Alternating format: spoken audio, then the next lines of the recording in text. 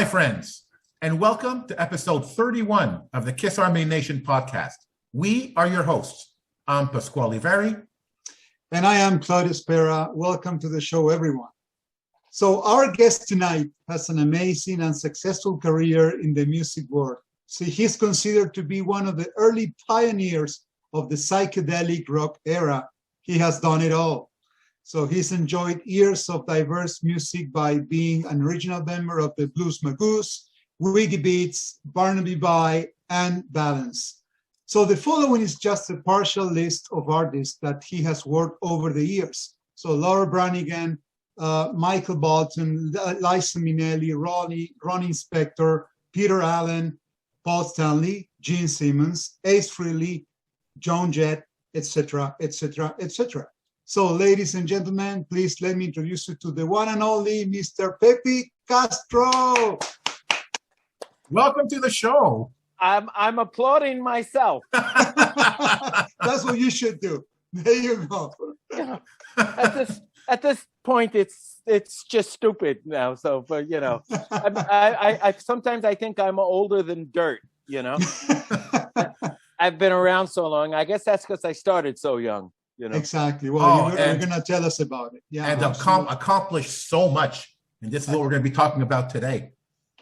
So we are going to talk a lot about your projects in detail in a few minutes. But before we do that, Claudio mentioned in the opener the long list of musicians that you had a chance to collaborate with. More specifically, Paul Stanley, Gene Simmons, and Ace Frehley. So can you tell us how you met the individual band members? We'll start with Gene. Okay, start with Gene. Gene, I actually met through Paul. And I met Paul through Carol Kay, the publicist, who was the publicist for them for all those years. But Gene, he just became part of, Gene knew who I was before I met him, because the Blues Magoos were just the generation before Kiss. So I had a hit record before they were Kiss. Mm-hmm. So that by the time I did meet Gene, he knew who I was. He knew of the Blues Magoos and things like this. And then I met him more by hanging out with Paul Stanley and things like that. Whereas with Ace, for instance, Ace was the person I met first. But I knew Ace before he played music. We grew up in the same neighborhood up in the Bronx. I was born in Manhattan, and then my dad died when I was 5 months old, who was Colombian, and his name was Emilio Castro. Mm-hmm. So I was born Emilio Castro, but because my father died, he was from Bogota. So because my father died when I was 5 months old, I missed out on the whole culture, the whole language and everything. And then by the time I was 4, my mother remarried, and she married a guy who lived in the Bronx, and then I moved up to the Bronx, and then my stepfather adopted me. Okay. And then my name changed, but that's how then I grew up, and I lived in the Bronx from 4 years old to 14. At 14 years old, I was crazy, and I left home. And that's it. So I left home at 14. It was a world of a new world for me of learning life. Mm-hmm. But I'm running from the police, and I'm running from the truant officers because you're not allowed to leave home at 14 or school. Exactly. So they wanted to put me away, But I was very, very lucky. A lot of things happened to me that were very blessed. So that was good. But it was in the Bronx that Ace Frehley, Paul, called up my mother, because what happened was by the time I was 17, I had the number 3 record in the United States. So it was when you were 17. Oh my God. Yeah, when I was 17. I was 17, the Blues Magoos had a huge hit called "We Ain't Got Nothing Yet," and it was number 3 in the country. So now I'm doing all the big TV shows. I'm touring. I'm a big rock and roll star as a high school dropout at 17 years old. And Ace is sitting in the neighborhood going, if that guy can make it, maybe I can. And so wow. Ace calls up my mother and tries to and asks my mother, would I, could he get in touch? Could I get in touch with Ace? So my mother had called me and said, well, that little boy, Paul Freely down the block and stuff like that. He called. He'd love you to call him. He'd love you to talk. He'd love to talk to you. And so that's it. So I called him up, and I said hi to him. I knew who he was from the neighborhood, and he was like, "Man, could you show me some things on guitar? Could you show me how to play some guitar? I know 1 or 2 chords. I know about 2 chords. That's about it. But can you show me some stuff?" So I said, okay. I said, listen, when I come back to New York, and I go visit my mother, I'll call you and we'll get together. And that's what happened. And I did that. And I've never had an ego about my career or my life.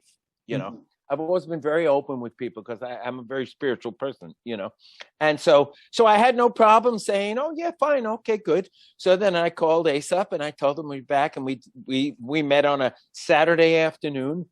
I think I met him twice, and I just showed him things on guitar, and what it did was it just kind of like, exploded. It opened up his head.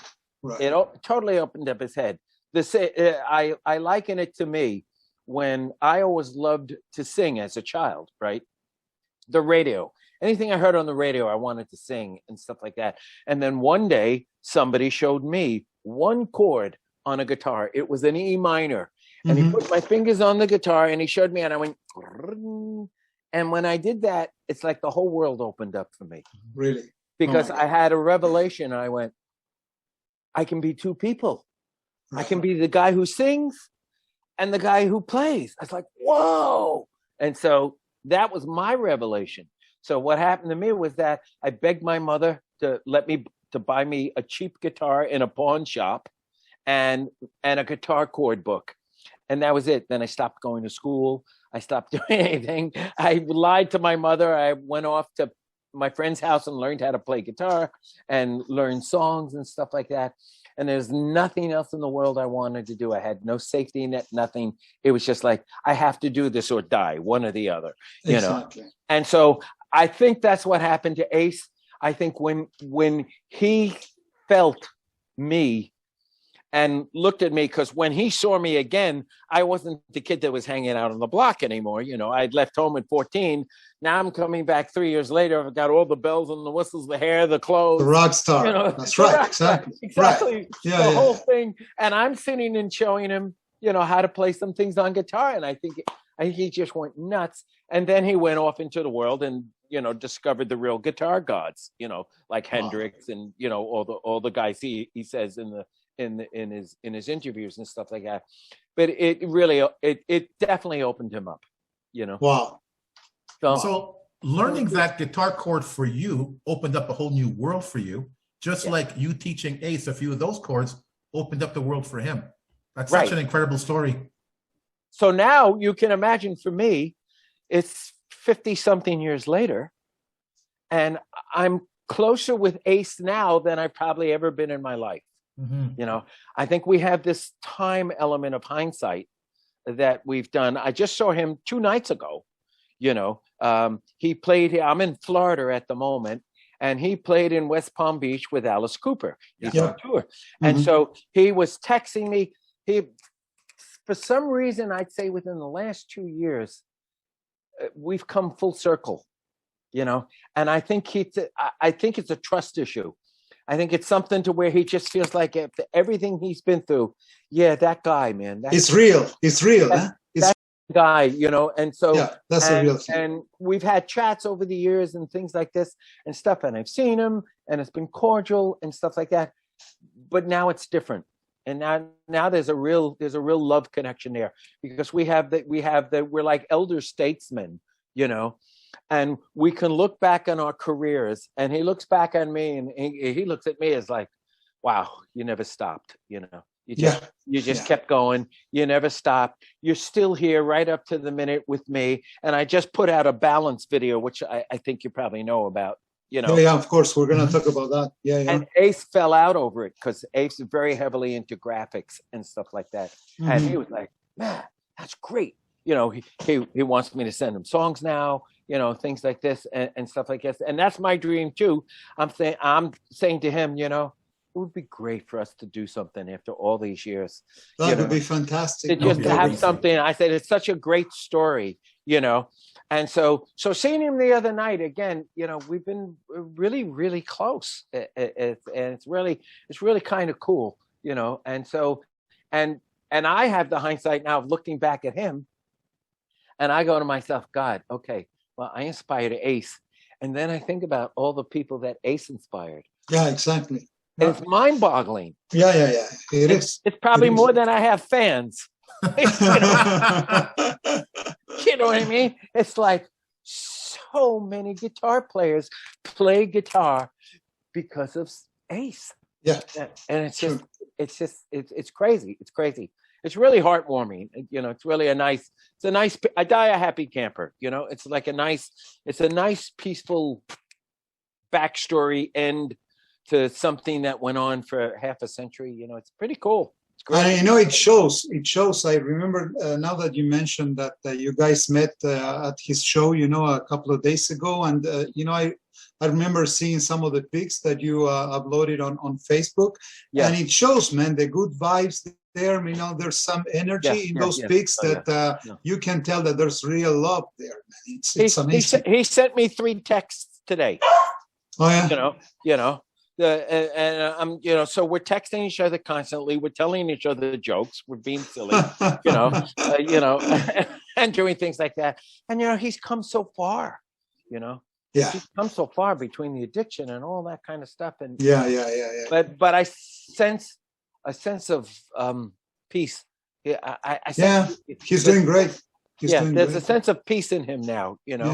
Yeah, he's always been nuts, and you know, he'll be nuts, and you know, he'll do stupid things probably that people irk people and stuff they have. But he's still Ace Frehley. Yeah. You know. Yeah. And you know, and I come into those guys. See, Bill O'Coin was a big fan.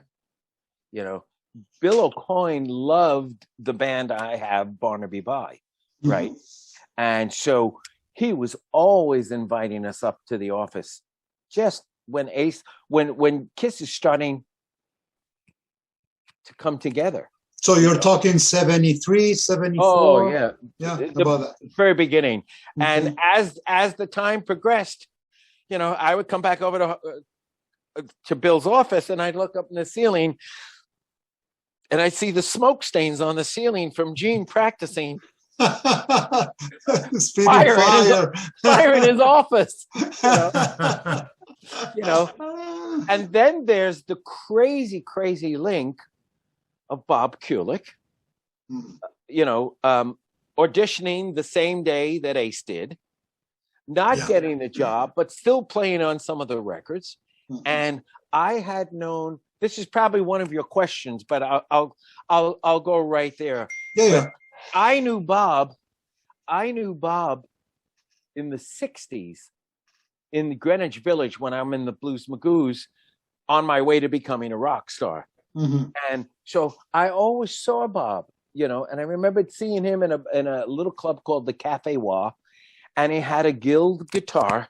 And I remember I always saw this image of him. I said, so every time I saw him, it was like, oh, that's the guy with the Guild guitar. You know, the Guild electric guitar, because nobody was playing Guild guitars back then. Everybody was playing either Gibsons or Fenders, you know, and Bob's there. And that must have been 1966, maybe something like that. And I knew a visual of him, and I remembered him, but then Blues Magoos have a hit, and I didn't see Bob Kulick or even think about Bob Kulick. Oh, you lost track. Okay. At all. I didn't even think he existed anymore. He was completely out of my radar. And all of a sudden, one day, Paul Stanley comes over to my apartment with Bob. And he walks into my apartment and he goes, hey, man, I want you to meet my friend. This is Bob Kulick. And I'm going, oh man, hey, how are you? And then all of a sudden I look at him and I stare and I go, wait a minute, I know you. I said, I knew you 15 years ago in the village. You had a guild guitar you used to play, you know? And so I was stunned that guy who I knew all those years ago, you know, and I'm trying to think what year this is. This has got to be 1978, maybe. Okay. 78, could even be 79, you know. And he's like, so at one point, Paul lived probably 5 or 6 blocks from me, and Bob lived around 5 or 6 blocks from me. So between Bob and Paul and I, we all lived on the Upper East Side of Manhattan, and our apartments were such in walking distance that we always went back and forth. Okay. But that's how I met Bob. And then I was like, I had no idea Bob played with him. I had no idea anything. And when Bob saw that I had heavyweight managers who were managing me, guys who were called Lieber Krebs. I don't know if you're familiar with them. Uh-huh. But it's Steve Lieber and David Krebs were called the kings of the East in the management world. Okay. Because, okay, you ready? They managed Aerosmith, Ted Nugent, Joan Jett, Michael Bolton, AC/DC, Scorpions, Golden Earring, Def Leppard. You know, Wow. you know, it was astonishing, and I was signed to them as an artist, and they were kind of they liked me because I dabbled in theater, because I had little theater things that I was doing, and I also had my music career, and so you know, I had a deal that fell through because the label they were going to start funding fell through, and that's when I got pissed off, and I figured, you know what, let me put like a New York super group together. Let me put something together. And Bob, the whole time, realizing that these guys were our manager, was like, "Come on, Peppy, come on. We gotta start a band, man. That's right. We gotta start a band. Let's go. Let's go. You got these guys. You got these guys. Come on, man." You know. And meanwhile, he's very cushy with Gene and Paul. You know, and I didn't even realize that I'm cushy with Paul because of Carol Kay. Hey, Pepe, you know, now that you mentioned that, you know, because we're actually back in 77, 78, as you just said. So one, you can say that you were really part of the KISS, you know, inner circle there. So being close friends with Paul Stanley, with Carol Kay, with Bob Kulick, with Bill O'Coin. So how is it that meeting Paul turned into coming down to sing in one of the tracks on his album? How did that happen? Well, first of all, the great thing is that Paul, at that point in time, loved Carol Kay. Right. Okay. I mean, you know, the Roses were going over to the, you know, I mean, he loved Carol Kay. They're very dear friends to this day. Right. Okay. But Carol Kay is my biggest fan. You know? She's my friend first, and I'm the reason Carol Kay is in the business. Okay. So if you ask Carol Kay, why are you in this business? How did you get into this? Why is it she'll go, Peppy Castro. Yeah. I grabbed her because I used to go out with her sister, and Carol and her sister were huge Barnaby Bye fans. Okay. Barnaby Bye was her favorite group, right? So now I'm the closest friend. So Paul's trying to get to Carol, and Carol's going, "Oh no, you have to meet my friend Peppy. He's like the best." You know, he's like So Paul had no choice, you know. He had to be friends with me if he wanted to be around Carol, you know, even though she was doing all the press for them, you know. So what happened was that as we were starting to put the bands together and things like this, Barry Levine, right? Do you know Barry Levine? Of course. Yeah, of course. Okay. So Barry Levine lived with me. Now, how did I meet Barry? Oh, I met Barry through Carol and Paul because he was doing photos, and he was doing all photos of the guys and things like that. So I met Barry Levine. Barry Levine and I became fast friends, so that anytime he came to New York, he stayed with me. I Okay. took Barry up. So we're like really. So now Lieber Krebs loves this musical I wrote called Zen Boogie, right? And they produced it in Beverly Hills, California. So in 1978 now, Kiss is doing the movie, the Kiss movie, Yep. At Magic Mountain in LA. I'm living up in the Hollywood Hills now with Barry Levine at Barry's house, right? So now Barry and I are sharing this house up in the Hollywood Hills, and I have a musical up in Beverly Hills called Zen Boogie. Paul and I and Barry are hanging out every single day. You know, we're being jerks. We're having fun. We're smashing cheesecakes in restaurants. I mean, we're doing all sorts of stupid, silly things. As a matter of fact, I can tell you this. Paul did one of the funniest things. I was with Paul in a Rolls Royce, right? And Barry's in a rental car in front of us. Paul's in a rented Rolls Royce in LA, living at the La Hermitage, you know, filming the things. I'm living with Barry. I have Zen Boogie up, and Kiss is doing the movie. So we're in Beverly Hills and we're driving around, and Barry's being a jerk, trying to go in and out of us. So we get to a stoplight, we get to a red light, and Barry stops his car. Paul stops the Rolls. Paul gets out of the car, runs up to Barry. Barry does like one of these, only his door was open. Paul opens up the door and takes the key out of the ignition, and we drive off. He got stuck there. And Barry is standing in the middle of Beverly Hills with a car at a stoplight, blocking traffic, and he can't drive anywhere because he doesn't have a key. So things has it that they're doing the movie. They're all recording their solo stuff. I've got, I'm starting to do all the balance stuff with Bob, even though I have a musical up in LA. And Paul asks me would I sing on his record. And then here's my song, Fallen in Love, from Balance, which is a real kind of sappy ballad, but it's great. I mean, it's a great song, you know. And Paul calls me up, you know, and I'm like hanging out with Paul now every day. And in my heart of hearts, I'm going, God, I'd love Paul to like be on the Balance record. You know what I mean? But I have peasant guilt, you know. There's no way I'm going to ask him because everybody's asking him for things. He's Paul Stanley, you know. And so I'm thinking, no, you can't do that. You can't do that. Everybody's doing that to Paul. Don't do it. But he asked me to sing on his record, you know. And so I'm like, flattered out, great, man, I can't wait. And Dougie played on it, and then Bob's playing on it. So now the nucleus of Balance is playing on his record. Exactly. So lo and behold, Paul starts hearing some of our demos. And then he calls me up. He goes, could I sing on? Really? He asked you? Seriously? Oh my God. He calls me up and he asks me, could he sing on Fallen in Love? And I was like, Paul, oh my God, are you kidding me? I wanted to ask you so bad to play on our record, to sing on our record, but I felt guilty. I couldn't do it because everybody in the world wants a piece of you. You know, goes, no, I love that song, man. I really want to sing it.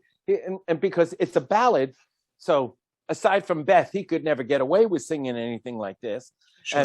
And because he was so tied to Kiss and stuff like that, he said, but I have to do it anonymous. You know, I said, come on, great, man, just come on in the studio. So Paul came in the studio, me, Dougie, and Paul did all the backgrounds on the thing. And Paul is singing the high falsetto, you know, in the song, and he's happy as a clam. Wow. He's singing stuff he loves, but he could never do in his career, you know. And so that's how we started to do the mutual thing. But my show was such a hit in Los Angeles. And at this point, Paul is going out with Cher's sister, Georgine. Jean is going out with Cher, right? And we're all going roller skating. And people are recognizing Paul from his tattoo. Okay. On his arm. And then, you know, and everybody sees Cher. So we're all roller skating in Venice Beach and hanging out and doing things like this. And Paul would call me up every night and go, come on, man, let's go down to the theater. I want to see if you get a standing ovation, So we would go down to the theater like 20 minutes before the end of the show, and we wait and see how the show ends, and stuff like that. So, and that's where Cher heard my song "Happy Was the Day We Met," which I had in the musical. And Cher saw the show, and at the end of the show, she came up to me and she just said, "Oh my God, I love that song. It reminds me of me and Sonny." Wow. Could I record it? I was like, no. Yeah, like, wow, I'd be thrilled, So then she cut it twice. She cut it once with a guy named Ron Dante, who is a well-known guy, and then once with Giorgio Moroder. Okay. And I actually liked the Ron Dante version better. It was closer to what I would normally do. But disco was coming in big. Yeah, of course. And Giorgio Moroder was, but that's why I got one of those guys up there, from Cher. But I owe it to Gene, because Gene brought her to my show, and so that was kind of cool. And so awesome. It's just been a good run all along the whole. Oh, you can tell, big time. You can tell. But it was. I remember when they were starting up, and I was going, "Oh my God, this is going to be huge." When they were just playing the Diplomat Hotel, because Bill was all over us, because Bill was gay and he loved the Alessi brothers, who were the two twins in my band. Right.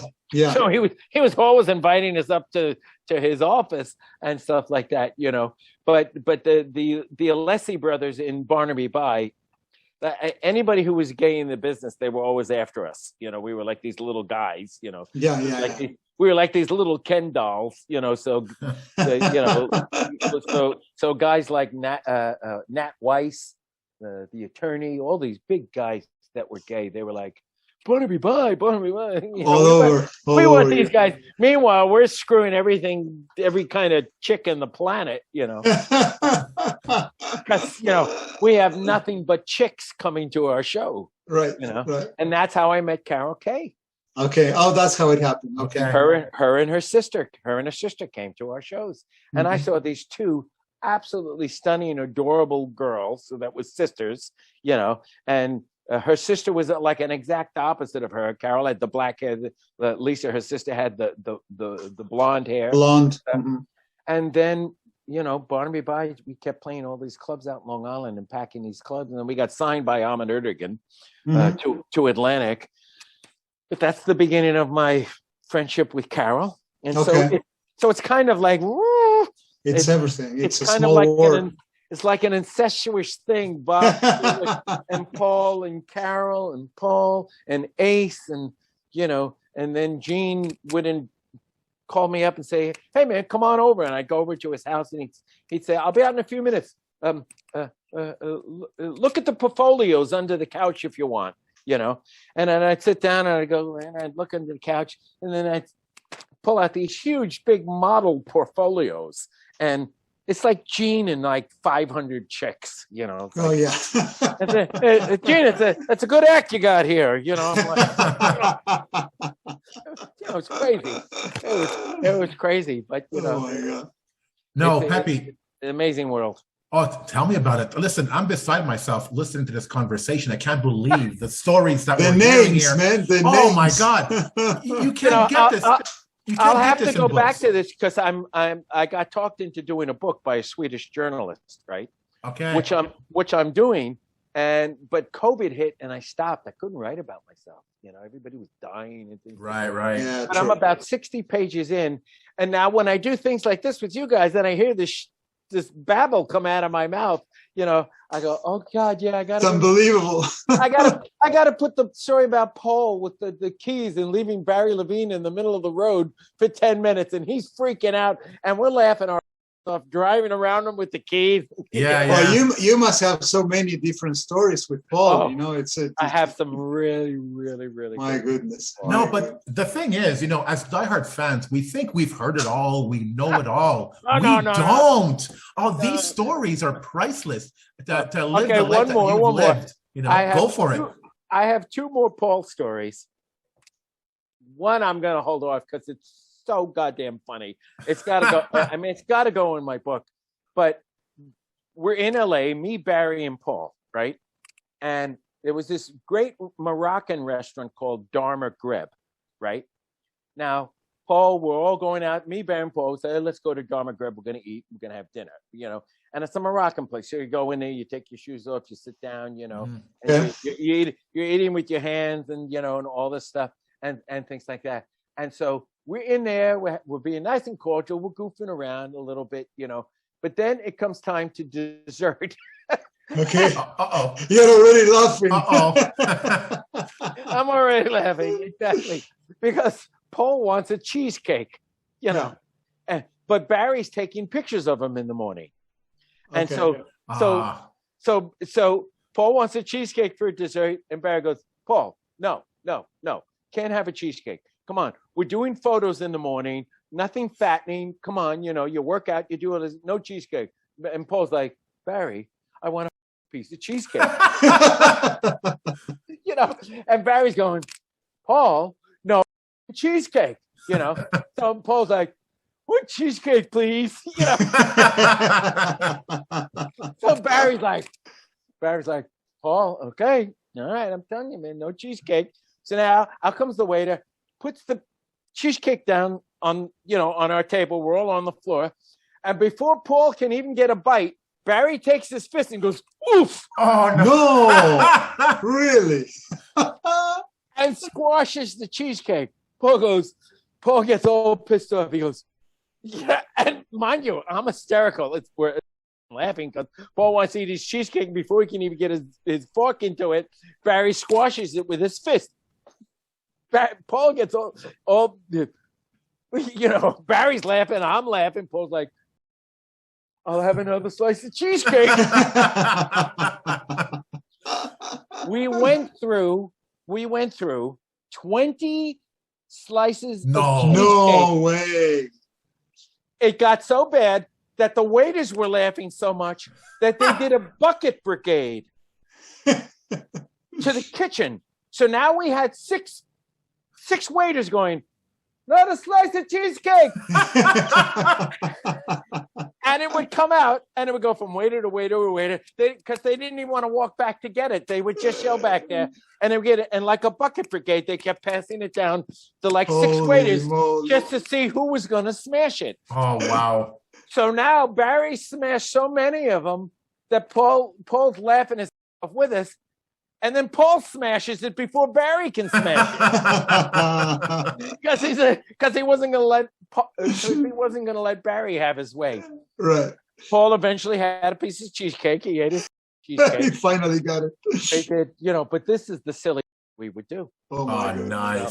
So when I talk to Paul, you know, sometimes it's not too frequent. I guess I spoke to Paul about a few months ago because of Bob Kulick, you know. But Paul is just like, when I remind him some of the things we did, you know, he goes right back there. You know, Of course, he goes like, oh God, Peppy, yeah, man. I forget what a great time we had. Well, you know, it's like, oh my God, you're such a good friend. You know what I mean? It's kind of funny where I've totally lost touch with Barry.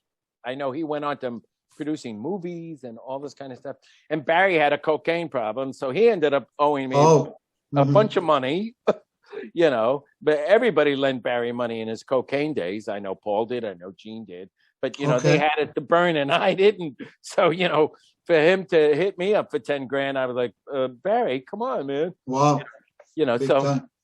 Water under the bridge, you let it go, you know. But it's been a lot of fun. Fun times. Nice. Fun times. Pepe, if you don't mind, I want to talk a little bit about Balance. I want to know more about the band. Yeah. So the self-titled debut album was released in 1981. Yep. And In for the Count in 82. Yep. So how did the band form exactly? Well, the band formed because I had a solo deal, all in the works with Lieber Krebs. And I'm thinking, I invented the name of the label. They were getting in bed. They were going to do a custom label. Then the funding fell through. And it took me years to put this kind of deal together. So when that happened, I got really pissed off. And at the same time, I have Bob nudging me, Kulick, nudging me, come on, man, come on, man, come on, man. Plus, Gene is asking us for material. Do we want to write anything? And so Bob and I are sitting down before Balance even, and we're writing things that we would keep for ourselves if we were going to do Balance, but we're sending them over to Gene because Gene liked Bob's guitar playing, and hey, man, let me see what you got.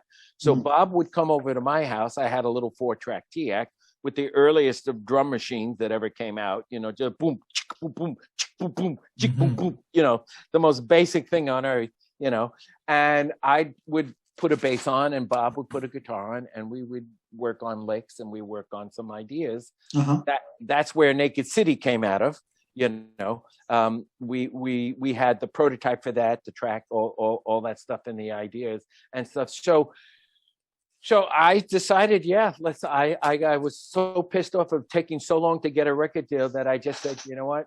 If I put Bob together and some guys that all have names that are all doing stuff, I don't see how it can be ignored, you know. Okay.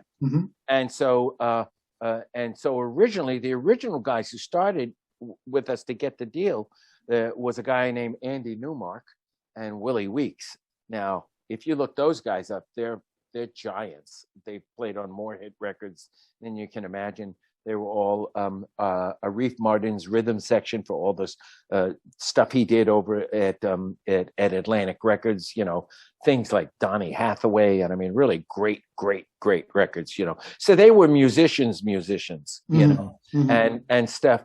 And we put together one little showcase, and we got a deal in a minute, you know, with Epic Portrait. And so then we were kind of on our way, you know. So that's how it started.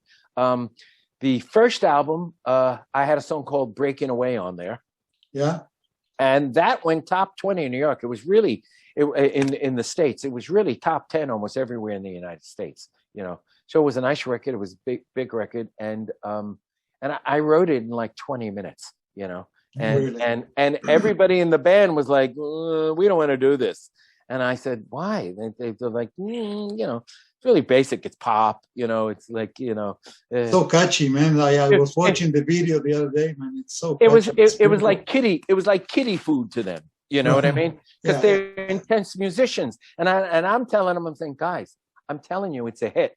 Yeah, but, you know, it's, I said, stop thinking like musicians. It's a hit, you know? And so sure enough, the label comes out, and then the label goes, Breaking Away. That's your hit. That's right. Wow. So they said, thank you. Then they put it out, and then that went, and that came out, and that was good. Bob was always hung up about being heavy. You know, he wanted to be heavier. You know, even though there's some really good crunchy songs on the first album. I mean, there's some great songs on the first album, you know. But he wanted to take it a little heavier. And Bob he was very forceful. If he didn't get his way, he would pout. You know, he would throw a little fit or something like that, and everybody, all right, let's see what Bob wants to do. You know, like, okay, you know. So In for the Count was a little heavier, but the label wasn't behind it because they wanted a follow-up that was more in tune with what the first album was. And we went a little heavier. And also when In for the Count came out, Epic Portrait, they fired half of their promotional staff and everything. It was like a Black Friday, you know. The money wasn't there and stuff like that. So they weren't really all that behind the record, you know, at that point. And, you know, our managers were weighed down with 14 platinum recording artists. So, you know, we weren't exactly going to get all the good time from them. And so, but it came out, and then it got kind of In for the Count started to get really celebrated for what it is, you know. And then that became a calling card for us, you know. And but you know, the band never really happened, not like a Journey or a Foreigner or things like that, you know. But there's no doubt of the quality of the record. Oh, the potential was there. Yeah, absolutely. Yeah, absolutely. And the musicality on it is extraordinary. You know? Hey, Pepe, it's not, you know, speaking of Bob, it's still shocking, you know, to think that Bob is not with us anymore, at least physically. Yeah. I know that you started a project to pay tribute to him as a friend and as a musician. Can you please share with us and the audience how the project started and what you guys have accomplished? We've seen a video lately, which is amazing. You know, the word I used to know. Can you share with us, you know, what you guys did and what you guys are doing now? Well, I just put out a video called "The World I Used to Know," and I've been working on this song for quite some time. And I actually wrote it with my son and his friend. You know, I did the lion's share on it, but they had some nice, interesting things. And I said, do you mind if I kind of work with this and stuff like that? And that's how the song came about. Oddly enough, Balance, I guess a bunch of years ago, we did a record on Frontiers called Equilibrium. And Bob controlled that. And Bob and I had a riff over that because I wasn't happy with the record. And when we got involved with the record, I mean, this is the truth, so I'm not going to sugarcoat anything. The truth was that when we did that record, we didn't do it in the studio or anything. It was all done via the internet. We sent files to each other. Mm-hmm. We did all that kind of stuff because that was going on. And that Frontiers label, are you familiar with the label Frontiers? Yeah. Yeah, they're an Italian label. You know, they do a lot of the AOR stuff. They seem to have a great rep about it and stuff like that. So they offered something to Balance through Bob. And Bob had called me up and said, listen, if ever we want to do anything for a reunion, now's the time. The money's not great, but, you know, no one's ever going to ask us to do this probably again. So if you want to do it. So I had told Bob, I said, listen, I'll do it. I don't care about the money. I care about the art. So I said, so, you know, the money doesn't mean anything to me. I want your word that on a creative level, because we're working remotely, you know, if I want to change certain things with the art and stuff like that, or whatever, or the music or certain things, that you're going to be open-minded and do that. And he gave me his word, and he didn't do that. You know, I wanted one little thing changed on one song. I wanted a kick drum pattern changed, and he was all, well, there's not enough money in this thing. He was kind of mercenary, you know, and he controlled the record. He did the record himself, you know, produced it with his buddy in a studio out in LA. And when I heard the finished product, I said, this is not Balance. This is not a Balance record. I said, I'm sorry, Bob. You know, it's great. I know we got to put it out. I didn't throw him on the bus. I never told anybody the story back then because I didn't want to do that to Frontiers, you know, because they're putting it out. Yeah. They're putting it out in good faith. So I bit my tongue, you know, and but I said, this is a poor man's Balance. I said, the drums sound like, and all this stuff. And I said, take my name off of the record. You know, I said, I don't stand by this as a production. I don't want to be on this, you know. And there were other issues I had with the record. And so Bob got a little egotistical and felt like, oh, well, that's good. Now I'm the only producer. So he was like reveling in the fact that he's the producer there. And I'm, yeah, but you're producer of a substandard record, you know. And I said, you know, I don't want to be, because we were producing, you know, as a team. And so that's what happened. Then years went by with that and stuff like that. Then I started to tell people the story. Well, listen, I wasn't happy with the record. Then Bob apologized to me, right? Okay. Because he said, you know, I'm really sorry. I really didn't understand all the technical stuff of the studio thing back then. Whereas I've been a studio guy my whole life because of my jingle career in New York and stuff like that. So I stayed up on technology. I knew about all this different stuff. Dougie's the same way, you know. So the new cut, The World I Used to Know, was something I pitched to Bob and Dougie when Bob was alive. And I said, listen,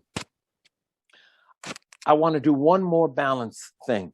I said, we've never had a video or anything. I want to do a video and I want to do a cut. I have 2 songs. One I'm going to send to Ace now. I said, I have 2 songs. One's called Venus with a Whip, and the other is called The World I Used to Know. Okay. And I said, and I'd like to do one more song so that if I pack Balance into a box, I can walk away from it and go, you know what? I'm happy. I went out on a high, you know. Right. I don't have a bad taste in my mouth. Bob agreed to it.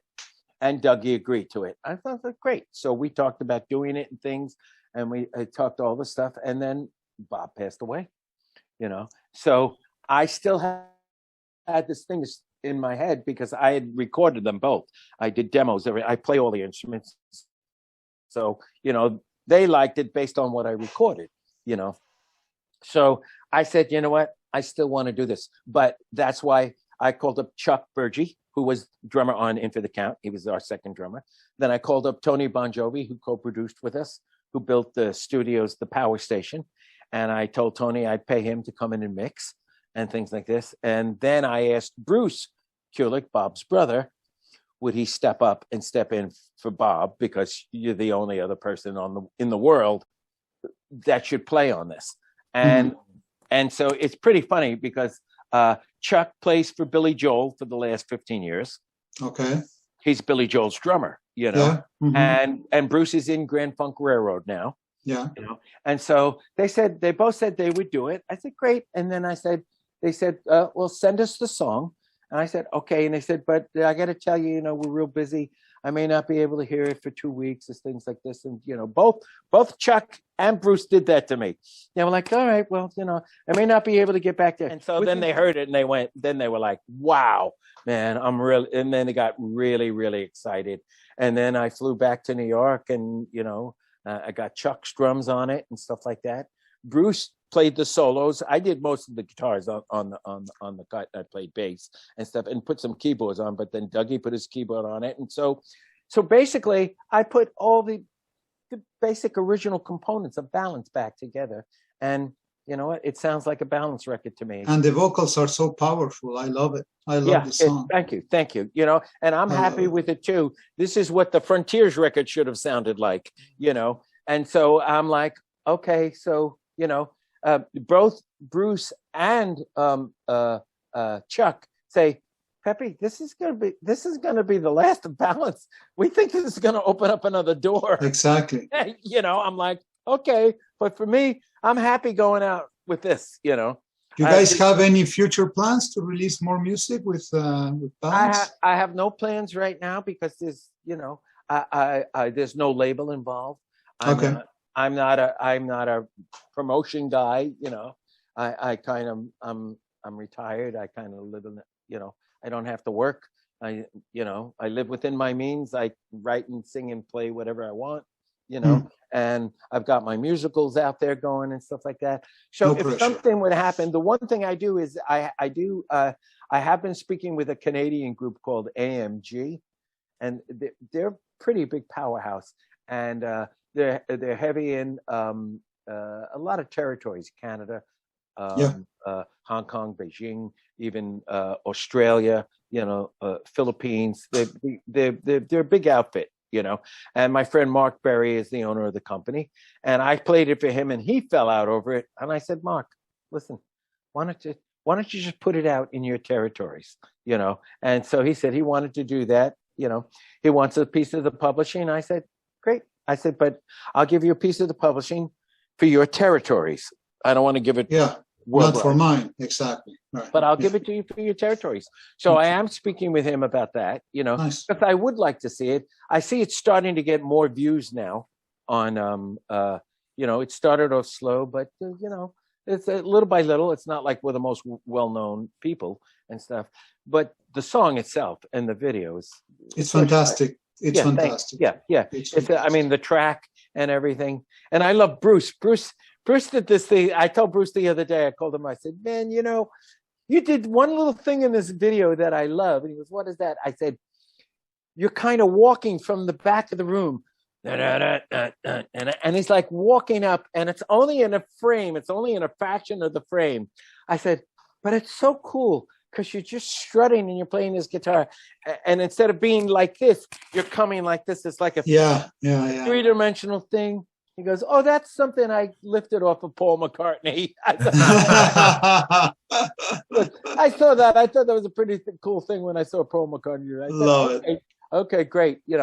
But I'm really happy with that cut. I am really, really happy. Oh, yeah, you should, because it's beautiful. It's great. Yes. It's to be able to do it at this age. So I accomplished my mission, which was to just know that at least if anybody who followed Balance, they want to think of like, what's the last thing they did? They can go, oh yeah, the world I used to know. That was really Right. you know. And as much as it's about Bob, it's also about people who go on living in a different world. Yeah. Like originally, I wrote the song in my mind based on suicide. Okay. Because Carol Kay's nephew committed suicide after a bunch of tours in Iraq and stuff like that in the army in Hawaii. And I saw how devastated she was, not having her nephew anymore and that he committed suicide. Yeah. And then I started researching suicide, and it's like 800,000 people commit suicide a year. Yeah. I'm like, whoa. And that's what I was like. So I wrote the song originally for people who are the survivors of family members or different people who commit suicide. Okay, that's how it came. Okay. So it's like the world I used to know. And that's why I asked Dougie to throw footage in there of like bombs going off, this and that, different things. So like, okay. and now with COVID, I think like the world I used to know. Hello, that's right, exactly. Yeah. How nice it was when we could just go out and play and go to concerts and not have to be tagged and carded and this and that and stripped down and So to me, it applies perfectly. The songs, it's more diverse than that, But Bob did leave us, and so so we are balanced, and so that was a fitting thing to tie in as well. So that's where that went. No, Pepe, I got to be honest. I can't keep track with your musical career. Oh my God, there's so much, And really, it started with with the Blue Magoos, where you became basically a rock star at 17 years old. You've got Balance. You work with Paul and Gene and Ace. It's incredible. Yeah, now, in 2014, you released an album with the Blue Magoos. Right. Psychedelic Resurrection. Yeah. And you toured in 2015. Yes. So anything in the works with that band? Well, that's funny. Their big hit was called We Ain't Got Nothing Yet. And then I recently wrote with two of the guys a song called Nowhere is Somewhere, right? Which is kind of like Zen psychedelia to me, Right. So it's kind of funny. So I recorded the song. I put the song together, and then I put a video together with the history of the band, and it just did a world premiere in the Woodstock Film Festival. Now, Woodstock Film Festival is kind of like a big deal, It's like the Soho Film Festival, the LA, it's and they featured videos in the Woodstock Film Festival. So it got accepted into the Woodstock Festival. That's now over.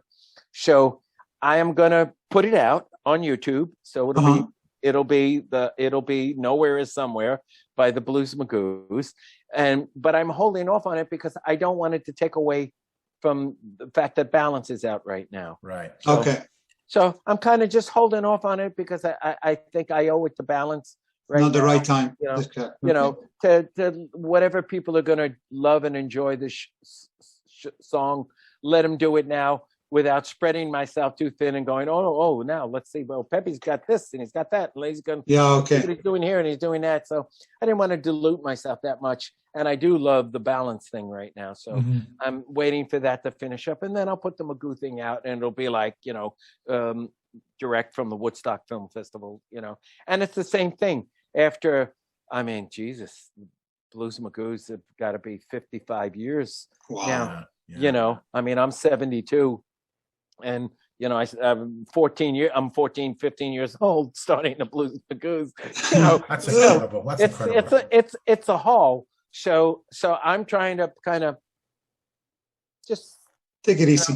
Just it's my little closure and stuff like this. So this is the same thing. It's a fun song. It's really good. It's got a little psychedelic raga theme on it and stuff like that. And I say, you know what? If this is the last thing I do on the Magoos, great. Okay. How can I complain? Of course. The Blues Magoos. We toured in 1967. we went out for the whole summer of 1967. We had our hit record, and the tour was the Blues Magoos, the Who, and Herman's Hermits. Oh my goodness! It was the big tour in the United States for that summer, and it was the first tour that the Who did in the United States, that broke the Who in the United States. Mm-hmm. So yeah, so there's Keith Moon stories. There's Oh my goodness! Oh my, I can imagine. It's all going into the book, and it's so funny because when people ask me to write the book, they've been asking me for years. Different people come out and go, "Man, you should write a book. You should write a book." And I've been like, You should, Peppy. Peppy. Come on. I'm not. But now I'm 72. And I'm looking back, and and I'll look back on my Facebook page and things, and I'll see people saying things and going like, "Oh my God, you legend," and blah blah blah blah blah, and all that kind of stuff. And then I go like, "Yeah, I am 72." That's right, exactly. I didn't really do all these things. Yeah, oh my God. So now I'm like, I'm okay with it. Mm-hmm. Okay. Whereas 20 years ago or 10 years ago and stuff, I was like, maybe it was not the right time. Exactly. It's. I see all my buddies writing books, Carmine Appice, and all these other guys, and I'm saying, well, yeah, Paul sends me his book. I'm like, okay, Paul, I get. Me, I didn't know about. But I'm good with it now. Because there are a lot of fun stories. Of course. Oh, looking forward to the book myself. I just got footage from a week ago of myself in 1970 with the cast of Hair, with the Broadway cast of Hair, the big Broadway musical Hair. And we did a Christmas benefit for the Veterans Hospital in New York. So there's hundreds of guys sitting in the audience that all came back from Vietnam that have eye patches on and things like this that fought in the war. And Hair was a musical about like how bad the war was, and and free love, and I looked at that video. It took me 4 times till I was convinced it was really me in the video. Right. Because I was like, no, that can't be me. No, that's that other guy. That's this guy. I was like, is that really me? And then I recognized this very expensive shirt I bought in England, and I went, no, that's that shirt I bought in England. My God, that's me. That's me then. So, and none of it lined up, and the video format was like VOB. So you can't play it on MP3 players, MP4 players. You can't do any of that. And it came from the publicist of the show. And so she sent it to me, and she goes, is there anything you can do with it?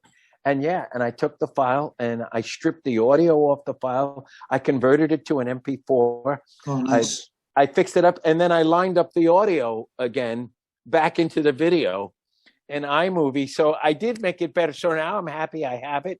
Wow. Because at least when I'm singing, give me a head with hair, long, beautiful hair, shining, gleaming, steaming, flaxen, waxen, I got all the different hair.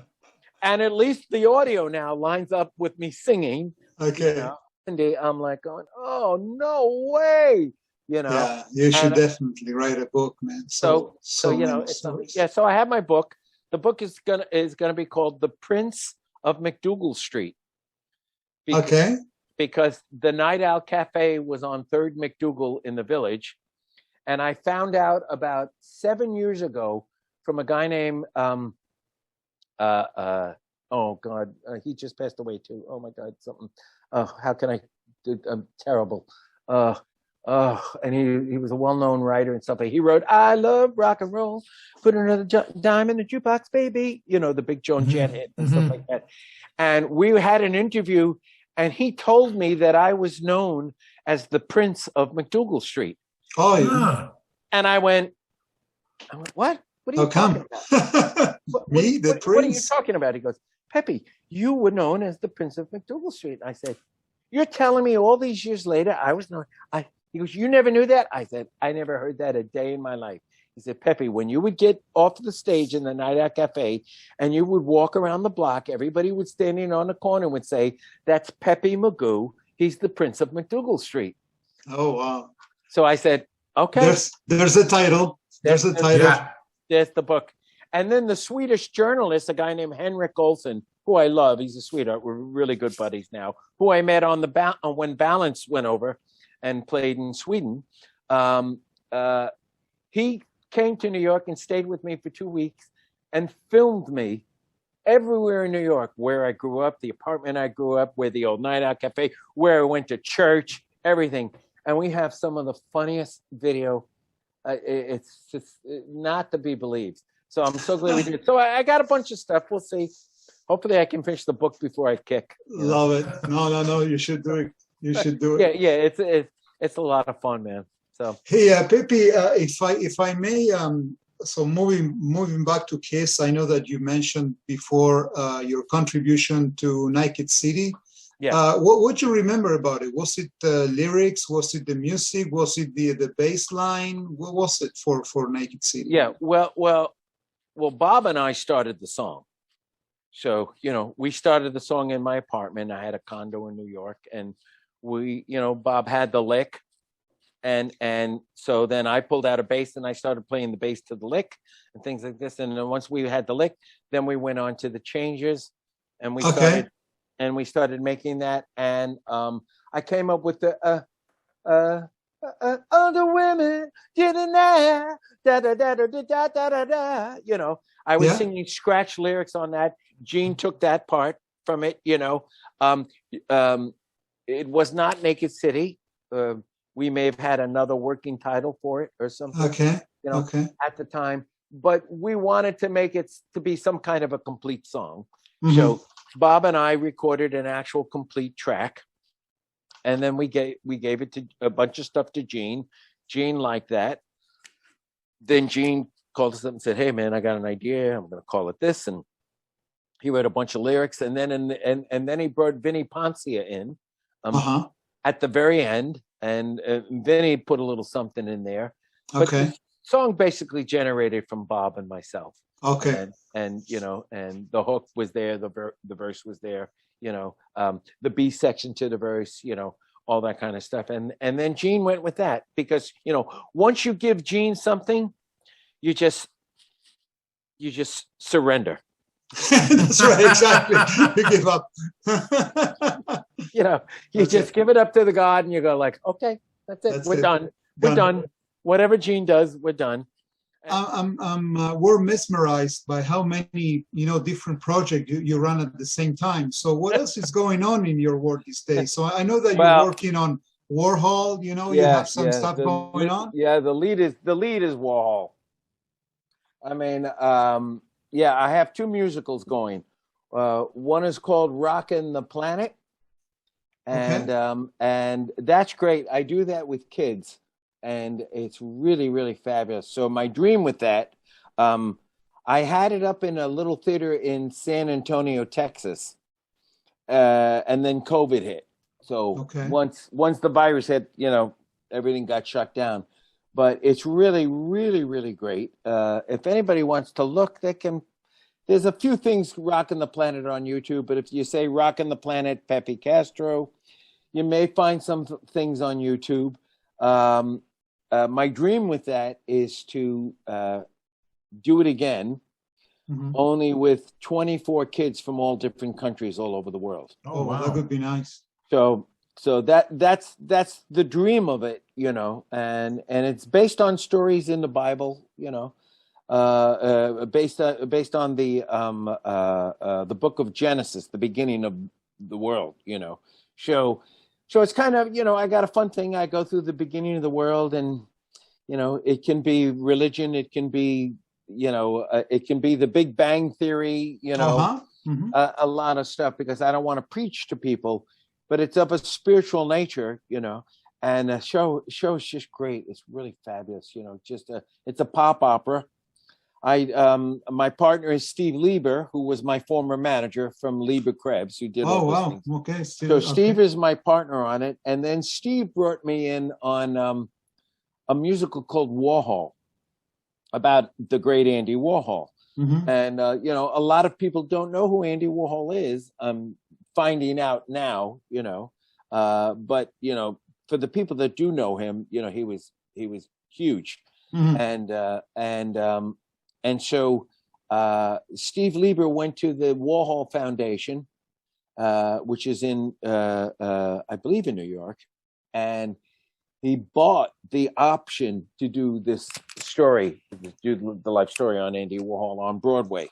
Okay. And then he hired and cut a deal with a man by the name of Sir Trevor Nunn. So, wow. if you're a knighted sir in England, you don't get that too easy, Exactly. But you got Sir Paul McCartney, Sir Elton John, Sir Trevor Nunn. Trevor, it was the director of the longest running musical in history called Cats. So he directed Cats on Broadway. He directed Les Miserables on Broadway, and many, many other things. So he's like an icon, and he's the lyricist for the show, and he is also directing the show. And show, it's all ready to go. The show's all ready to go. They hired 24 kids in London, a choreographer. They did a rehearsal space with 5 big digital video screens. And then they also hired a guy named Stephen Schwartz. Stephen was the composer for the big Broadway shows, Wicked, Pippin, Godspell. So he's another icon. Okay. And he put 6 songs in the show. And then Steve Lieber called me up and said, did I want to work on it? And I was like, yeah, are you kidding? Really? So he offered it to me. He said it's real theater, it's real Broadway, not like Rockin' the Planet. Rockin' the Planet's more rock and roll and pop and stuff like that. He said, this is really straight theater. So if you want to bring somebody in, bring somebody in. Then I called Doug Kitsaris from Balance. Yeah. Okay. Because Doug is nothing short of a musical genius. Uh-huh. He's conservatorially trained since he's 3 years old, and he's just the most amazing musician I've ever worked with in my life. He really is that incredible. He did the video for The World I Used to Know. Okay. I produced the music. I put everybody together. I got the music done, and then I went to Dougie because I saw he was getting so good with doing videos. But Dougie is responsible for editing and doing all the editing on the video. And then I brought Dougie in, and then they flew Dougie to England. Dougie spent a month there with Sir Trevor Nunn and the cast and everything. And they ran the first act, the second act, and then they brought a film crew in, and they documented the whole thing. So they filmed the whole thing. So it's now ready to go. Okay, nice. So basically, when it's ready to go, wherever they're going to do it, they say, here's the film, look at it. This is what the choreography is like. This is what the acting is like. This is what the songs are like. This is the book, the dialogue. So they spent a tremendous amount of money, and they're looking for spaces in either New York to do it or in London. All the theaters now, because of COVID, are all booked up because everyone's coming back. So I heard they're looking for like a huge tent like Cirque du Soleil, or something like or an armory, one of the armories in the United States or something like that. And Whatever you're going to be writing music for it? I have 6 songs in the show. Okay, nice. Yes, and which are fabulous. They're really great, and so they sent me the video. So I've seen 24 kids singing my songs and dancing and doing all this stuff. That's fantastic. And, yeah, so that's going to be a very, very big thing. And one of the lines that Andy Warhol came up with was one of the things he's famous for, is that he was the guy to say, everybody is a star and everybody has their 15 minutes of fame in life, And so one of the songs is called 15 Minutes of Fame, but I've had like a few 15 minutes. Okay. Quite a few. Yeah, so I think I'm going to have another 15 minutes with this, Awesome. And but the nice part is I'm retired. I've had a good run. I love my life in Florida and I love my life in New York. So, if I get another 15 minutes, great. If I don't, you can catch me on the beach. And you're full of life, man, and you look so great. Yeah. Pepe, I'm telling you, man. I've been so blessed. I'm going down to the Key West this weekend. I haven't been down there in like 5 years, so Oh, yeah, okay. got a room booked down there, and got a friend and meeting some friends down there. So yeah, Enjoying life. It's all good. So between the Magoos, Balance, Rockin' the Planet, Warhol, and then any other crazy things that come up, which I keep busy and I keep writing. So I'm Keeps good. you I'm alive, good. keeps exactly. Yeah. And so you guys tell me what's going on with Kiss. That's a whole other podcast. What are they doing? Is there one more tour? The Ace is going back. I am hearing some of these things. Well, right now they're doing the end of the road tour. I've heard a rumor that Ace might be at the final show in one capacity or another. Okay, that's what I'm hearing. But Okay, that came from Doc's mouth, though, with an interview with Doc. So I don't know what's going to happen. And Ace also mentioned it's a possibility as well that maybe he's open. He's definitely open to the idea of it. Yeah. That's what I'm hearing. But Ace posted something and said like, well, it wouldn't take much for that to happen. Yeah, right. So like you said, Ace is in a good place right now, and maybe this could be his swan song to everything he's accomplished to date, and will continue to accomplish after Kiss hits the end of the road.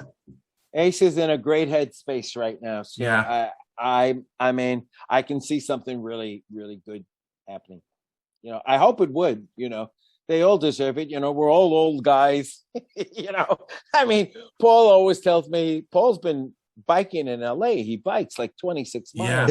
Yeah. I mean, he's such a freak with this. It never ends. But there's something else. Listen, I saw Ace the other night, and it was the end of the night. We're hanging and stuff like that, and I just get, oh my God, Ace, you gotta go to Tampa tomorrow. I said, could you do that? I said, are you flying or driving? They said, no, they were driving, So, and I just was like, oh, that's the part I don't miss. Right, exactly. Yeah. You know what I mean? I don't miss that 8 hours that you're driving or this and that to play for an hour, Yeah. But he's doing it. He's in a good space. He's got a good lady in his life. That would be so nice, Pepe, if you guys write something together, do some That's songs. my dream. That would be so cool. Well, he texted me just hours ago, and I said, listen, I have this song called Venus with a Whip that I'd like to send it to you. Should I send you just the track or with vocals? Because I figured if he hears a track, maybe then I don't want to plant my ideas in his head, Right. Yeah. A free head. He just said, like, send me both. Okay. Nice. I thought, okay. Fingers crossed. So, but it gives me the incentive to write more stuff that isn't keyboard oriented, that's more guitar oriented. Exactly. And stuff like that. So so I'm gonna go through my stuff and see what I got. I'm gonna send him some stuff because the headspace is right. And I think something would happen if Ace were to like something. I think it would be, and to me that would be like the cherry, that would be the icing on the pie. cake. Yeah. After all these years, after a lifetime of this, and seeing what he's accomplished, it's just like crazy. You can't make it up. Yeah. I mean, there was a guy there the other night. What's his name? Jeff George, right? And sweetheart guy. I had just met him, right? Great guy. And he proceeds to tell me that, he played guitar for Eminem and Sebastian Bach and this one, that one.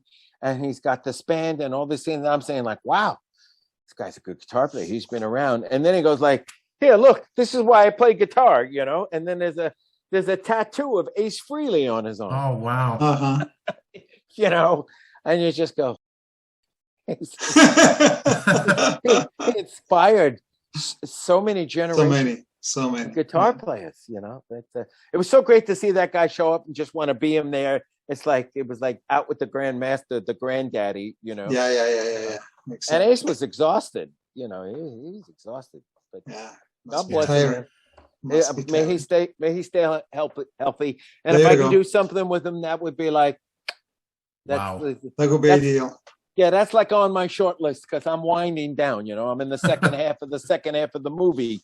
I'm like, okay, you know, how much time I got left? You know, so It will happen, That's- Pepe. It will that's happen, when your man. brain starts going. You know, and you're Yeah, thinking, yeah, well, yeah. okay, It'll How do I- happen. how do I want to close it out? You know, It'll happen, man. all right, So- guys. So Pepe, unfortunately, listen, we have to wrap it up. I mean, Well, great. listen, I am exhausted listening to all of these stories and your adventures in your life, and it's not over yet. And No. you mentioned how Ace inspired so many people. My friend, so did you. You really did. Well, I inspired Ace, You know, so like the fish that ate the fish. it's Exactly. You know, it was Yeah, no, I listen. I really appreciate it. You guys are a lot of fun. I love history. It's where you couldn't dream that up in your wildest imagination. You know, what those guys have accomplished. But you're a big part of it, Exactly. Pepe. You know, you're a huge part of it. I'm definitely in there. You know, Yeah, I don't realize sometimes, but but I'm definitely in there. You know, so Big time. yeah, Big it's time. all good, man. Stay in touch. Yeah, I'll keep you guys posted. fantastic. please, So, please do. Yeah. So again, Pepe, on behalf of Claudia and myself, thank you so much for being on the show. You're such a class act. Thank you so much. Thank you. The Kiss Army Nation podcast has partnered up with Click T-Shop to offer our listeners a high-quality T-shirt with graphic design by Xander Graphics. Check out Click T-Shop at clicktshop.com.